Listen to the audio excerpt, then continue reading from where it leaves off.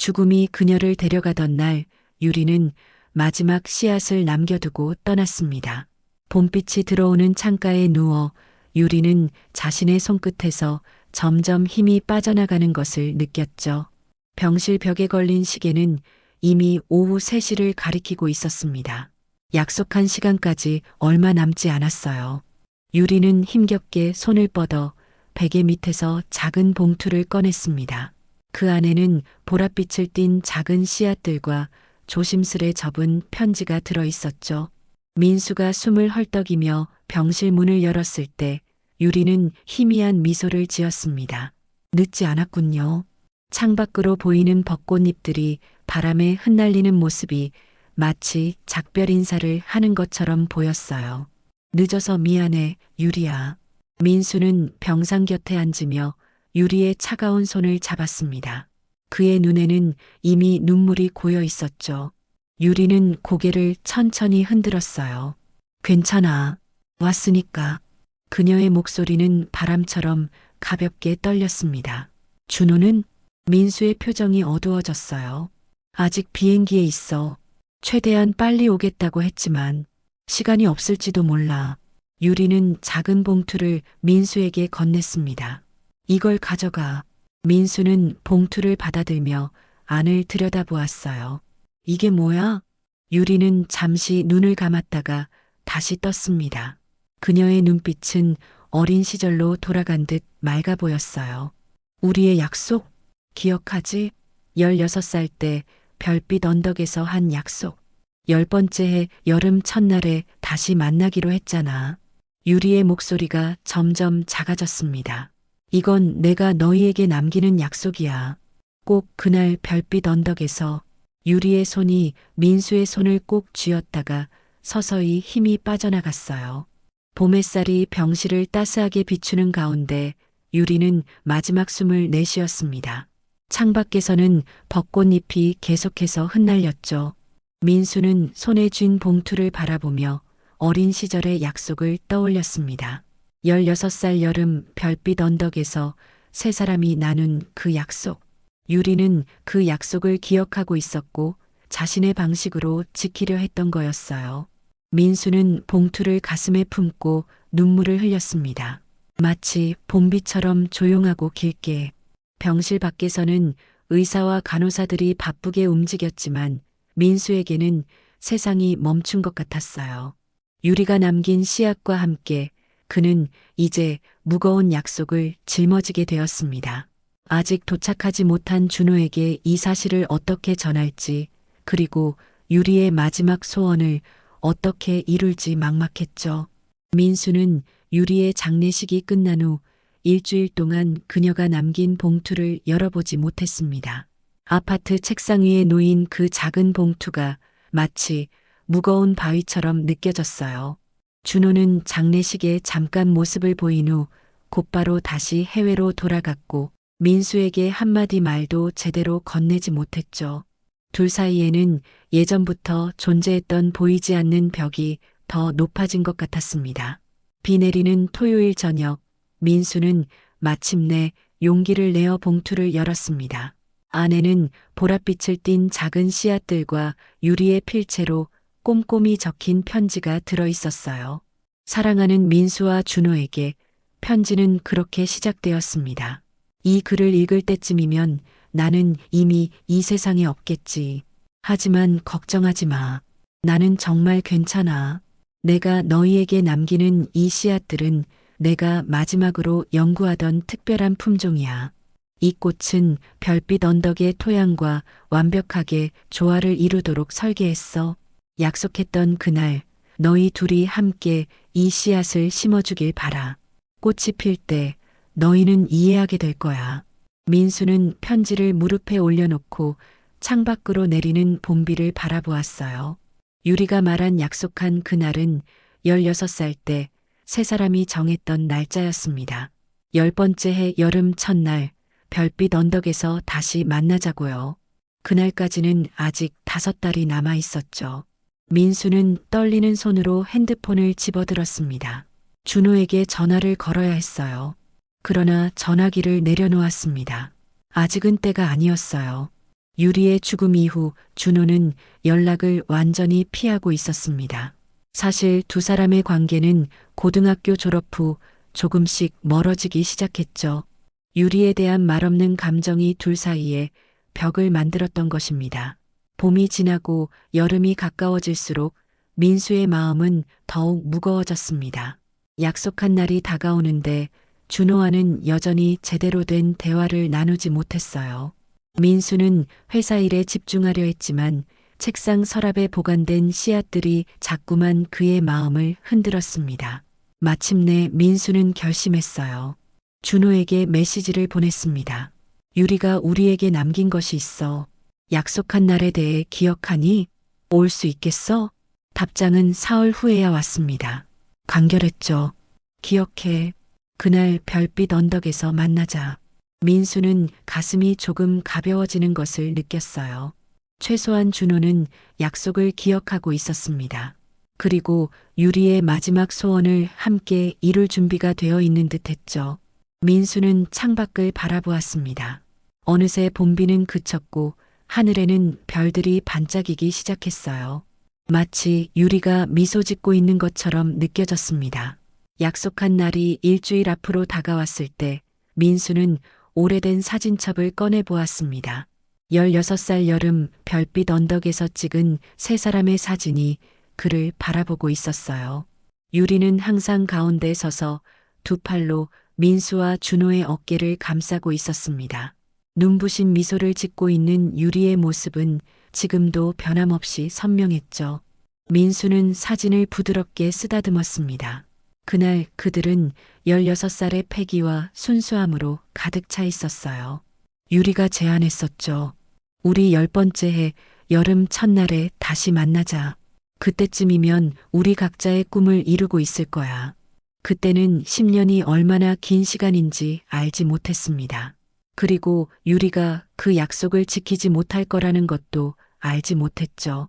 다음 날 민수는 별빛 언덕을 찾았습니다. 도시 개발로 많이 변했지만 언덕 위의 작은 공원은 여전히 남아 있었어요. 그곳에서 민수는 가장 적합한 장소를 찾아 걸었습니다. 씨앗을 심기에 가장 좋은 곳을요. 문득 손에 익숙한 감촉이 느껴졌을 때 민수는 불현듯 떠오르는 기억에 멈춰 섰습니다. 바로 이곳이었어요. 세 사람이 함께 누워 별을 세던 그 자리였습니다. 유리는 항상 이곳의 흙을 특별하다고 말했었죠. 이 흙에서는 무엇이든 피어날 수 있어. 유리의 말이 귓가에 맴도는 것 같았어요. 민수는 그 자리에 쪼그려 앉아 흙을 만져보았습니다. 여전히 부드럽고 기름진 흙이었죠. 민수는 준호에게 전화를 걸었어요. 이번에는 연결되었습니다. 여보세요, 민수? 준호의 목소리가 들렸습니다. 오랜만에 듣는 목소리였죠. 전보다 더 낮아지고 딱딱해진 것 같았습니다. 준호야, 그날 꼭 올 거지? 민수는 조심스럽게 물었어요. 잠시 침묵이 흐르다가 준호가 대답했습니다. 당연하지. 약속은 약속이니까. 민수는 안도의 한숨을 내쉬었어요. 난 지금 별빛 언덕에 있어. 유리가 씨앗을 심을 장소를 찾고 있었거든. 유리의 씨앗? 그게 뭔데? 준호의 목소리에는 의심이 묻어났습니다. 민수는 망설였습니다. 전화로 설명하기에는 너무 복잡했어요. 게다가 둘 사이에는 아직 해결되지 않은 감정들이 있었습니다. 직접 만나서 얘기하자. 너무 긴 이야기거든. 알았어. 약속한 날에 보자. 준호의 목소리가 조금 부드러워졌습니다. 민수야, 유리는 어땠어? 마지막에 민수의 가슴이 아팠어요. 평화로웠어. 그리고 내가 오지 못한 것을 이해했어. 통화를 마친 후 민수는 하늘을 올려다보았습니다. 낮인데도 희미한 별 하나가 보이는 듯 했어요. 마치 유리가 지켜보고 있는 것 같았습니다. 민수는 별빛 언덕을 떠나며 마음속으로 약속했어요. 유리야, 내가 남긴 씨앗으로 가장 아름다운 꽃을 피울게. 기다려. 약속한 날 아침 하늘에서는 부슬부슬 비가 내리고 있었습니다. 민수는 창밖을 바라보며 한숨을 내쉬었어요. 유리의 씨앗을 심기에 좋은 날씨는 아니었죠. 그럼에도 불구하고 그는 준비를 시작했습니다. 작은 정원용 삽 물통, 그리고 유리가 남긴 씨앗이 든 봉투를 가방에 챙겼어요. 퇴색된 사진 한 장이 눈에 들어왔습니다. 16살의 세 사람이 함께 웃고 있는 사진이었어요. 민수는 잠시 생각에 잠겼습니다. 그날 이후로 그들은 각자의 길을 걸었죠. 민수는 건축가의 꿈을 쫓아 도시에 남았고, 준호는 과학자가 되기 위해 해외로 떠났으며, 유리는 식물학을 공부하기 위해 다른 지방으로 갔었어요. 민수는 사진을 가방에 넣고 집을 나섰습니다. 비는 여전히 내리고 있었지만 약속은 지켜야 했어요. 별빛 언덕으로 향하는 버스에 오르며 그는 준호가 정말 올지 의문이 들었습니다. 준호는 항상 약속을 지키는 사람이었지만 유리의 죽음 이후 그는 많이 변했어요. 더 내성적이고 거리감이 생긴 것 같았죠. 별빛 언덕에 도착했을 때 비는 잠시 그쳤지만 하늘은 여전히 흐렸습니다. 민수는 그들이 자주 앉았던 벤치에 앉아 기다렸어요. 시간은 느리게 흘렀고 준호의 모습은 보이지 않았습니다. 약속 시간이 지나고 1시간, 2시간이 흘렀어요. 민수의 희망은 점점 사라져갔습니다. 해가 저물기 시작할 때쯤 익숙한 발소리가 들렸어요. 민수는 고개를 들어 그림자 속에서 걸어오는 준호를 보았습니다. 오랜 해외 생활로 더 날카로워진 얼굴이었지만 분명 준호였죠. 그는 손에 작은 꽃다발을 들고 있었어요. 미안해, 비행기가 연착됐어. 준호는 벤치 앞에 멈춰서서 말했습니다. 민수는 일어나 준호를 바라보았어요. 오랜 친구의 모습이 낯설면서도 익숙했습니다. 왔으니 됐어. 유리도 같은 말을 했었어. 두 사람은 잠시 어색한 침묵 속에 서 있다가 서로를 한참 동안 바라보았어요. 그 순간 비는 완전히 그치고 구름 사이로 석양이 비쳤습니다. 마치 유리가 이 만남을 축복하는 것 같았죠. 가지고 왔어? 준호가 물었습니다. 민수는 가방에서 봉투를 꺼냈어요. 여기 있어. 유리가 우리에게 남긴 마지막 선물이야. 준호는 봉투를 조심스럽게 받아들었습니다. 이게 뭔지 알아? 특별한 씨앗이라고 했어. 유리의 마지막 연구 결과물인 것 같아. 민수가 대답했어요. 준호가 봉투 안을 들여다보았습니다. 작은 보랏빛 씨앗들이 빛을 받아 반짝였어요. 유리다운 선택이군. 항상 식물을 사랑했으니까. 두 사람은 별빛이 떠오르기 시작하는 언덕 위에서 유리가 가장 좋아했던 장소를 찾아 씨앗을 심기 시작했습니다. 그것은 마치 의식 같았어요. 유리와의 마지막 약속을 지키는 신성한 의식. 여름이 깊어가는 동안 민수와 준호는 한 달에 한 번씩 별빛 언덕에서 만났습니다. 씨앗을 심은 자리에 물을 주고 때로는 그냥 벤치에 앉아 잡담을 나누었어요. 처음에는 어색했던 두 사람의 관계가 조금씩 회복되고 있었습니다. 하지만 여전히 그들 사이에는 말하지 않은 과거의 그림자가 존재했죠. 과학자가 됐다면서? 내 꿈대로 됐네. 어느 날 민수가 물었습니다. 준호는 고개를 끄덕였어요. 식물 유전학 연구를 하고 있어. 사실 유리가 선택한 길이기도 했지. 민수는 그 말에 놀란 눈으로 준호를 바라보았습니다. 유리의 영향을 받았구나. 내가 건축가가 된 것처럼 말이야. 준호가 살짝 미소 지었어요. 우리 세 명 다 각자의 꿈을 쫓았지만 결국 서로에게 영향을 받았던 거야. 두 사람은 잠시 침묵 속에 앉아 있었습니다. 그들 사이에는 여전히 유리가 있었어요. 보이지 않지만 분명히 존재하는 유리의 흔적이. 사실 준호가 해외로 떠난 진짜 이유는 다른 데 있었습니다. 고등학교 졸업 전 민수와 준호는 유리에 대한 감정으로 인해 점점 서로에게서 멀어지기 시작했어요. 표면적으로는 여전히 친구였지만 둘 다 유리를 특별하게 생각하고 있다는 것을 눈치챘고 그것이 둘 사이에 보이지 않는 경쟁 관계를 만들었습니다. 준호는 그 상황을 견디지 못하고 결국 먼 곳으로 떠나기로 결심했던 것이죠. 그러던 어느 날 민수가 별빛 언덕에 도착했을 때 놀라운 광경을 목격했습니다. 그들이 씨앗을 심은 자리에서 작은 싹이 돋아나고 있었어요. 보랏빛을 띤 작은 새싹들이 햇빛을 받아 반짝이고 있었죠. 민수는 즉시 준호에게 전화를 걸었습니다. 준호야, 빨리 와봐. 유리의 씨앗에서 싹이 났어. 준호는 1시간 후에 헐레벌떡 언덕에 도착했어요. 두 사람은 무릎을 꿇고 작은 새싹들을 살펴보았습니다. 과학자로서 이런 말하긴 그렇지만 준호가 새싹을 조심스럽게 만지며 말했어요. 이건 내가 본 어떤 식물과도 달라. 유리가 정말 특별한 것을 만들어냈어. 그날 이후로 두 사람은 거의 매일 언덕을 찾았습니다. 새싹들은 놀라운 속도로 자랐어요. 일주일 만에 허리 높이까지 자랐고 2주가 지나자 사람 키만큼 자랐습니다.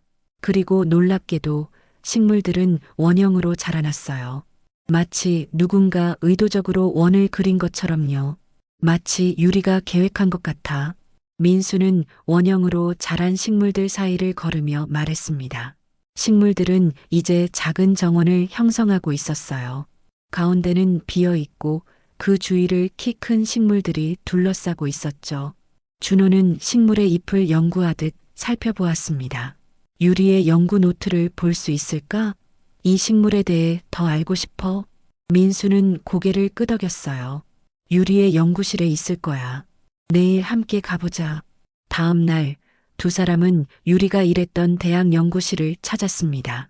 유리의 지도 교수는 그들을 반갑게 맞이했어요. 유리의 친구들이군요. 그녀는 항상 두 분 이야기를 했답니다. 교수는 유리의 개인 보관함을 열어주었어요. 그 안에는 수많은 연구 노트와 식물 표본이 있었습니다. 그리고 맨 위에는 별빛 프로젝트라고 적힌 노트가 놓여 있었죠. 민수와 준호는 떨리는 손으로 그 노트를 펼쳤습니다. 그들이 발견한 내용은 상상을 초월했어요. 유리의 연구 노트는 그녀의 꼼꼼한 필체로 가득했습니다. 첫 페이지에는 인간 DNA와 식물의 공명현상 연구라는 제목이 써 있었어요. 민수와 준호는 놀란 눈으로 서로를 바라보았습니다. 이건 불가능한 연구야. 과학자인 준호의 목소리가 떨렸습니다. 인간의 DNA를 식물에 결합시키다니. 그들은 페이지를 넘겨가며 유리의 연구를 따라갔어요. 유리는 인간의 DNA 일부를 식물의 성장 과정에 통합시키는 방법을 연구하고 있었습니다.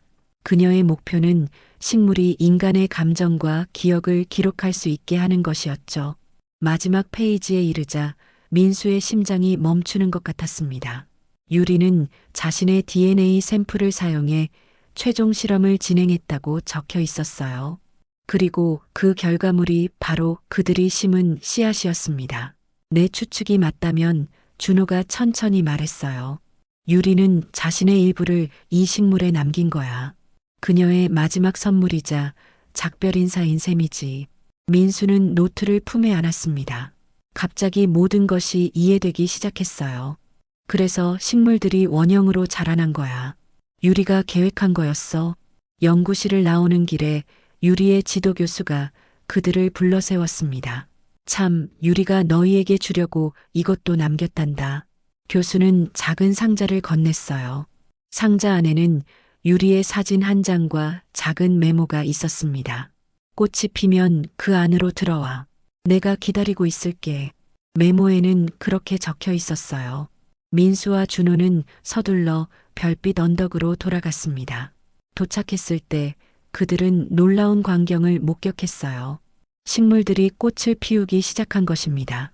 보랏빛 꽃들이 언덕 전체를 뒤덮고 있었죠.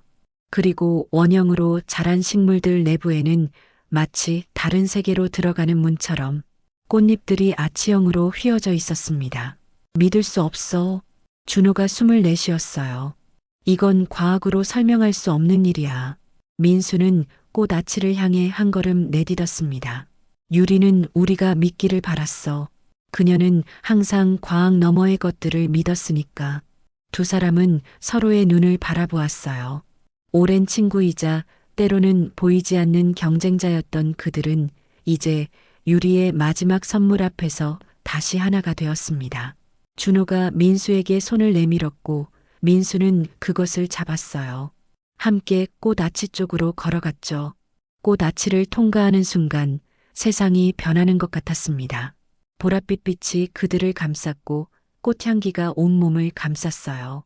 그리고 그들의 눈앞에 유리의 모습이 희미하게 나타났습니다. 어린 시절 유리의 모습이었죠. 늦었네, 얘들아. 유리의 목소리가 바람처럼 흘러왔습니다. 민수와 준호는 말을 잃었어요.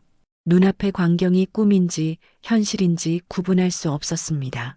유리의 형상은 반투명했지만 그녀의 미소는 여전히 따뜻했죠. 어떻게? 준호가 겨우 말을 이었어요. 유리의 형상이 미소 지었습니다. 과학자니까 설명을 원하겠지? 내 DNA가 식물의 성장 과정에 융합되어 내 기억과 감정이 담긴 거야. 내가 만든 마지막 작품이지. 민수가 한 걸음 더 다가갔어요. 정말 내가 맞아? 꿈이 아니고 꿈이라고 해도 괜찮아. 중요한 건 너희 둘이 다시 함께 있다는 거야. 유리의 목소리가 부드러웠습니다. 내 소원이 이루어졌네. 내 소원? 준호가 물었어요. 유리의 형상이 주위를 둘러보았습니다. 이 꽃밭이 피어나는 걸 보는 것, 그리고 너희 두 사람이 다시 친구가 되는 것.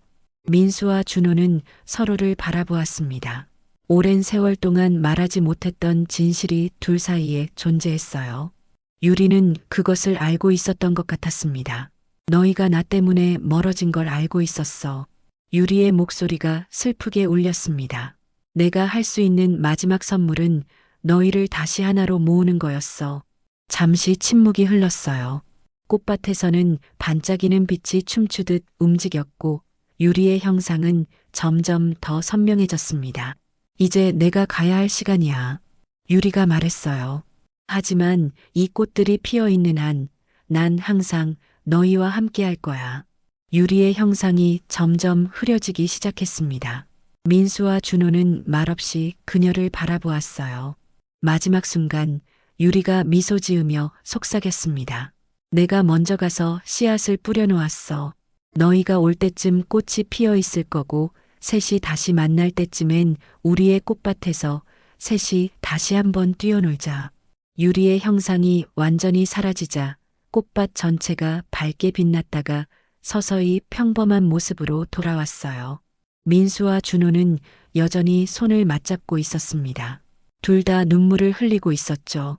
그날 이후로 민수와 준호는 유리의 꽃밭을 정기적으로 돌보기 시작했습니다. 준호는 해외 연구직을 사임하고 국내 대학에서 자리를 잡았어요. 민수는 바쁜 건축 일정 속에서도 매주 시간을 내어 꽃밭을 방문했죠. 두 사람 사이의 오래된 벽은 서서히 허물어지고 있었습니다. 가을이 오고 겨울이 왔지만 유리의 꽃들은 시들지 않고 계속해서 피어났어요. 그것은 과학적으로 설명할 수 없는 현상이었지만 이제 준호도 그런 설명이 필요하지 않다고 느꼈습니다. 유리의 마지막 선물은 과학을 초월한 것이었으니까요. 유리가 우리 둘을 한 번도 편들지 않았단 걸 이제야 알겠어. 어느 겨울날 준호가 꽃밭 벤치에 앉아 말했습니다. 그의 숨은 찬 공기 속에 하얗게 번졌어요. 민수는 고개를 끄덕였습니다. 유리는 언제나 우리 셋의 우정을 더 중요하게 여겼지. 그래서 자신의 감정을 숨겼던 거야. 그래서 내가 떠났어. 준호가 조용히 고백했습니다. 내가 유리를 좋아한다는 걸 알았을 때 난 감정을 추스르지 못했어. 그래서 가능한 한 멀리 도망쳤던 거야. 민수는 놀란 눈으로 준호를 바라보았어요. 나도 내가 유리를 좋아한다는 걸 알고 있었어. 그리고 유리가 너를 특별하게 대하는 것 같아서 뒤로 물러섰지. 두 사람은 서로를 바라보다가 웃음을 터뜨렸습니다. 얼마나 어리석었는지 깨달은 거였어요. 오해와 질투가 그들의 우정을 갉아먹었지만 유리는 끝까지 그것을 지키려 했죠. 유리는 알고 있었을까? 민수가 물었습니다. 준호는 고개를 끄덕였어요. 틀림없어. 유리는 항상 우리보다 한 발 앞서 있었으니까. 이 모든 것도 그녀가 계획한 거라고 생각해. 세월이 흘러 꽃밭은 마을의 명소가 되었습니다. 사람들은 사계절 내내 피어나는 신비한 꽃들을 보기 위해 찾아왔어요. 민수와 준호는 꽃밭의 관리인이 되어 방문객들에게 유리의 이야기를 들려주곤 했습니다. 물론 꽃에 담긴 진짜 비밀은 말하지 않았죠. 그것은 오직 그들만의 비밀이었으니까요. 시간이 흐르고 두 사람의 머리카락에 하얀 서리가 내렸습니다. 건축가로서의 민수, 과학자로서의 준호, 둘 다 자신의 분야에서 성공을 거두었지만 그들의 마음속에는 항상 유리가 있었어요. 그리고 꽃밭은 그들이 함께 돌볼 수 있는 유리의 유산이었죠. 어느 여름날 꽃밭의 마지막 방문객이 떠난 후 두 노인은 벤치에 나란히 앉았습니다. 석양이 보랏빛 꽃들 위로 아름다운 색채를 드리웠어요. 이제 우리도 많이 늙었네. 민수가 자신의 주름진 손을 바라보며 말했습니다. 준호는 미소 지었어요. 유리는 여전히 16살이지만 말이야. 두 사람은 조용히 웃었습니다. 그들의 기억 속에서 유리는 영원히 젊고 아름다웠죠. 60대 후반이 된 민수와 준호는 이제 유리의 꽃밭 근처에 작은 집 두 채를 나란히 지어놓고 살았습니다. 은퇴한 두 노인에게 꽃밭을 돌보는 일은 삶의 이유가 되었어요.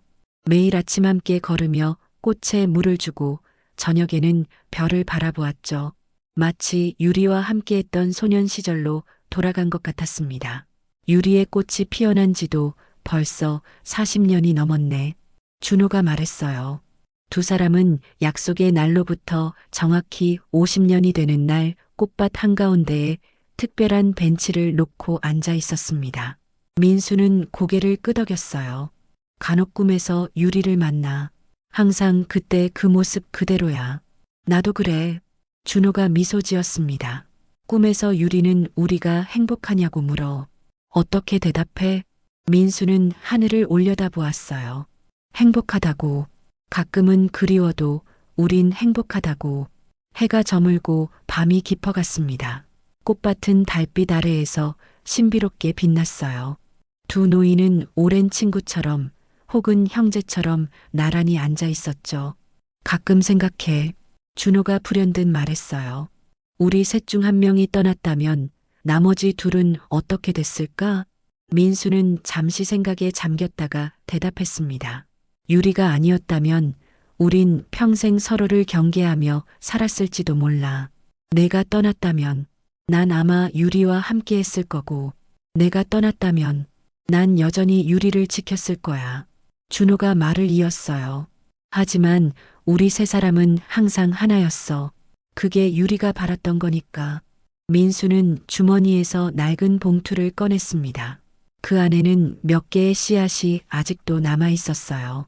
유리의 씨앗을 조금 남겨뒀어. 혹시 모를 일을 위해서. 준호는 놀란 눈으로 민수를 바라보았습니다. 50년 동안 간직하고 있었어? 그래. 민수가 웃었어요. 바보 같지? 준호는 고개를 저었습니다. 아니, 너다운 일이야. 그때 갑자기 꽃밭 전체가 밝게 빛나기 시작했어요. 보랏빛 빛이 마치 춤을 추듯 움직였고 꽃들이 일제히 활짝 피어났습니다. 마치 50년 전처럼요. 보여? 민수가 숨을 죽이며 물었어요. 준호는 고개를 끄덕였습니다. 유리가 와 있어. 꽃밭 한가운데에 유리의 형상이 나타났어요. 이번에는 16살의 모습이 아니라 그들과 같은 나이의 모습이었습니다. 세월의 흔적이 느껴지지만 여전히 그녀의 눈빛은 밝았어요. 기다렸어. 유리의 목소리가 들려왔습니다. 너희가 마침내 이해했구나. 민수와 준호는 일어나 유리의 형상을 향해 걸어갔어요. 그들의 걸음은 느렸지만 마음은 젊었습니다. 내가 먼저 가서 씨앗을 뿌려놓았어. 너희가 올 때쯤 꽃이 피어 있을 거고 셋이 다시 만날 때쯤엔 우리의 꽃밭에서 셋이 다시 한번 뛰어놀자. 유리가 말했어요. 그녀의 목소리는 바람처럼 흘러왔습니다. 민수와 준호는 서로를 바라보았습니다.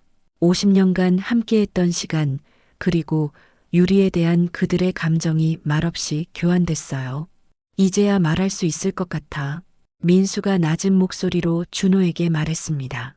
나는 정말 유리를 사랑했어. 준호는 고개를 끄덕였어요. 나도 마찬가지야. 하지만 이제 알아. 유리는 우리 둘을 같은 방식으로 사랑했고 그 사랑으로 우리를 평생 이어준 거야. 두 노인은 유리의 형상에게 손을 내밀었습니다. 그 순간 꽃밭은 더욱 밝게 빛났고 세 사람은 마침내 진정으로 하나가 되었어요. 꽃밭에서는 희미하게 웃음소리가 울려 퍼졌습니다. 마치 세 명의 16살 친구들이 다시 한번 별을 세며 뛰어노는 것처럼요. 마지막 방문객이 오래전에 떠나고 별들이 하늘에 가득한 밤, 유리의 꽃밭에는 두 노인의 모습만이 남아 있었습니다. 하지만 그들은 결코 혼자가 아니었어요. 유리는 항상 그곳에 있었으니까요. 꽃으로, 바람으로, 별빛으로. 유리야, 우린 이제 알아. 민수가 밤하늘을 향해 말했습니다. 내가 우리에게 준 가장 큰 선물은 서로였어. 준호가 그 말에 덧붙였어요. 그리고 우리는 내 씨앗을 지켜줄게. 영원히. 별빛 언덕에서 세 친구는 다시 한번 약속을 새롭게 했습니다. 이번에는 영원히 함께하기로. 시청해주셔서 감사합니다. 구독과 좋아요는 영상 제작에 큰 힘이 됩니다.